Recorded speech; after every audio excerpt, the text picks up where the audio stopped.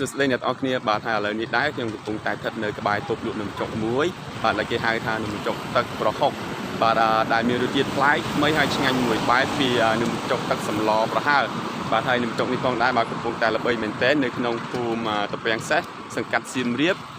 กรงซิมเรียบบาดได้มีติตังทัดเนยปีตรงทางจึงในปราสาทอังโกวอนบาดได้มีจำไงประหารเจียใบโรยไม้บาดคือทัดเนยทางช่วยได้บอกยมในบาดเนี่ยตอนนี้หมดด้อนหนึ่งเคยมีดักลามวยบาดไทยเปย์ได้ยังหมดด้อนยังหนึ่งเคยมีปลายม้วนดักชโมธาใจสำนางลูกนมบรรจกตักประคบบอลมันเตะบาดนมบรรจกโรยไม่ตอนนี้ที่มันงานนอมเนี่ยต้องออกเนี่ยแต่เมื่อปีระเบียบเปิดมาใส่หนุ่มจงต้องออกเนี่ยบาดสมเจนจะตามย้อม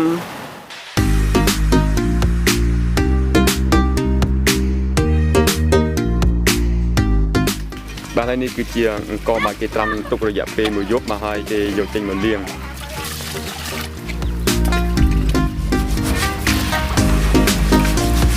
ปัจจุบันจะเชียงใส่มันเกยโยเป็นเงาบาให้คือในขนมตรงก้อนคือมีนามือตรงคือ10 กิโลบาคือขนมมาไงคืออายุตัดดอละ10 ทงเชียงแบบ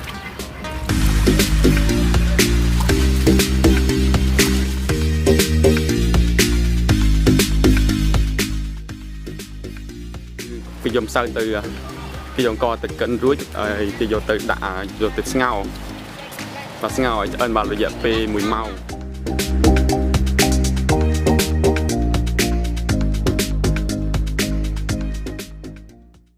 và cái ngao rồi thấy cái đại dòng màu mà bay ở bên một chút nè và hình to mó bằng cái dòng từ rồi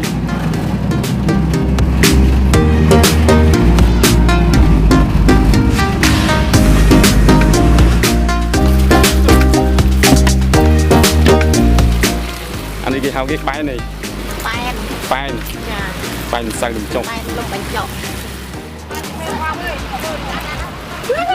một đẹp thơm thôi mà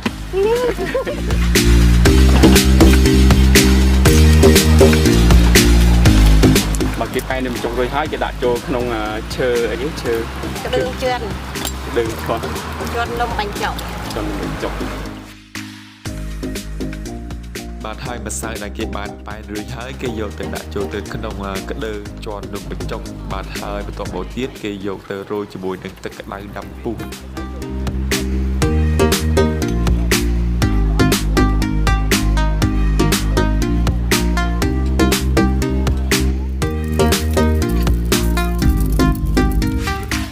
บาไทยจมพูนม76คือบานโยมพิคังกลางโมเต้คือเพื่อเพียมหนึ่งมุกเยอะมากกระไดเดิมล้อ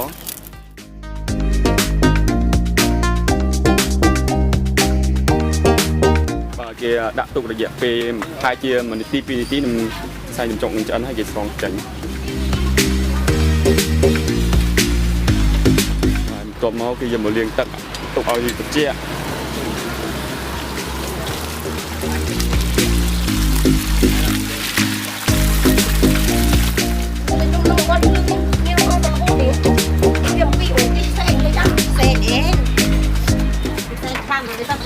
บาดรีไอไลวิ่งคือมีนบวนมุกมาคือมีนกวนใส่กัวไปกระเป๋าเป็นหนึ่ง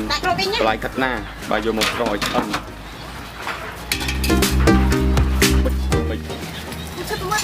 จุดมวยป้อนจะมองในไอ้จุดตัวใ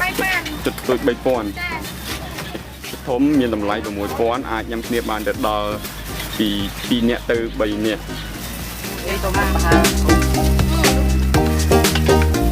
แต่ได้ยังมาชดได้ชดยำนั่นนั่งชดตุยบ้านเลยเนี่ยไอ้ยำออดเลยนี่ตักหลวงเกจรอทองจังสันมั้งเนี่ย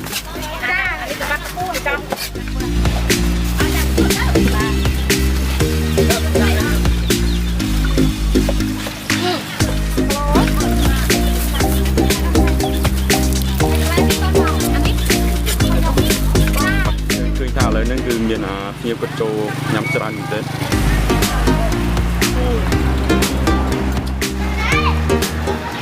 บาเลยคือมีเชียร์มันย้ำจานเหมือนเต้นบานี่คือเกียร์ในข้างมุกมันก็มีเกียวเฉินเลย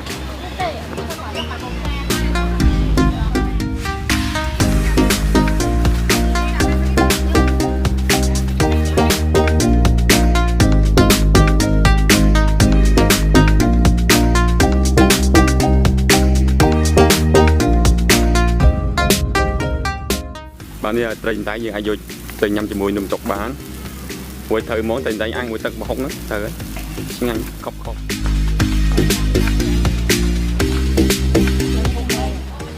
បាទនេះគេបេះត្រីសម្រាប់ធ្វើសម្លទឹកខ្ជាយបាទហើយនេះគឺជាសម្លទឹកខ្ជាយបាទនេះឈ្ងុយមែនទែនអូកាន់តែឈ្ងុយ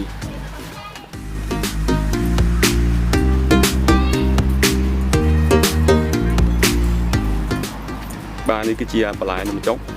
បាទបន្លែគឺមានម៉ាន់មុខដូចជា4មុខស្ពៃក្តោប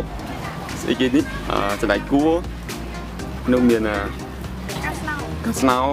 អីទៀតមាននេះទៀត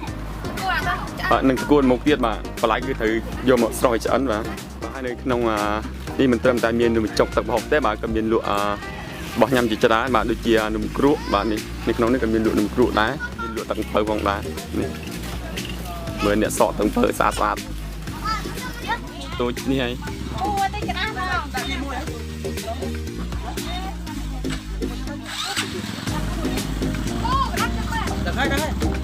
អូច្រើនណាស់គេញ៉ាំច្រើនណាស់3000ហើយអ្នកនរគ្នាបាទមានឈុតទូចឈុតធំ Let's go ឥឡូវទៅរកកន្លែងញ៉ាំសិនទៅនោះកន្លែងទៅនេះមួយហើយទៅ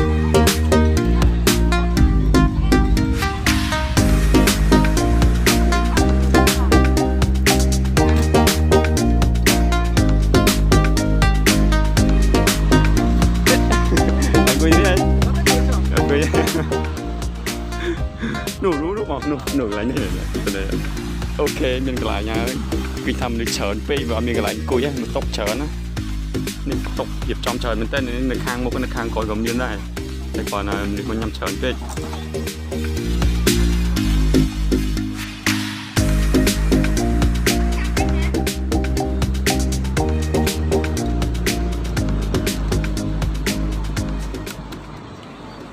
ឥឡូវចេញអ្នកទាំងគ្នាញ៉ាំជាមួយខ្ញុំចេញពួកទាំងអស់គ្នាបាទដាក់បន្លែបាទនេះបន្លែ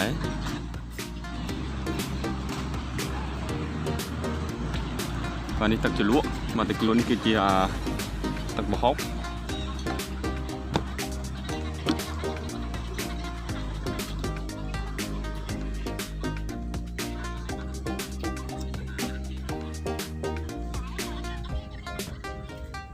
នេះម្ទេសបាទម្ទេសចំពោះនំចុកទឹកហុកនេះវិញបើសិនជាបងប្អូនណាដែលគាត់ចូលចិត្តញ៉ាំហើយគឺត្រូវហ្មងកាន់តែបើយើងចង់ញ៉ាំហើយគឺដាក់ច្រើនយើងអត់សូវចេះញ៉ាំហើយដាក់តិចអូយមកថ្លៃនោះច្រើនអូយដាក់គល់មួយចំណិតទៀត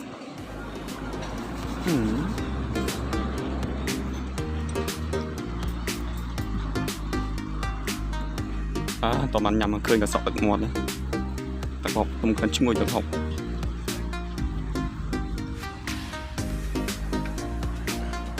បាទយើងដាក់ទឹកហុកយើងច្រើនតិចដឹងយើងមើលទឹកច្រើននេះហើយសាច់ខ្ញុំចាប់ចូលទៀត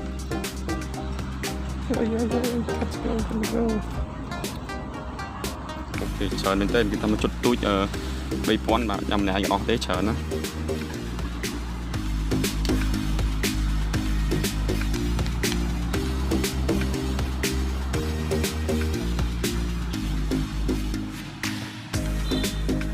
ឥឡូវសុំចេញភ្លក់ជាមួយខ្ញុំអស់គ្នា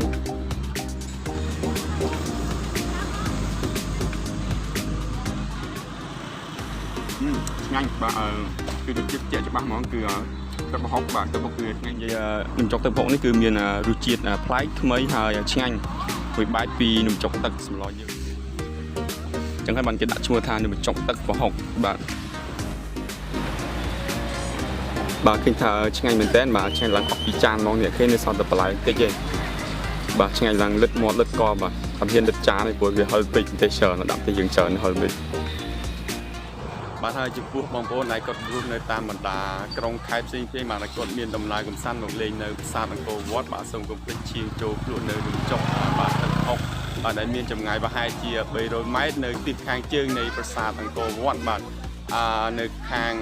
ពេញដៃបាទអ្នកទាំងអស់គ្នាមកដល់នឹងឃើញមានដាក់ផ្លាកយីហោមួយដាក់ឈ្មោះថាចាយសំណាងទឹកប្រហុកបាទសូមជើញមកចូលភ្លក់ទាំងអស់គ្នា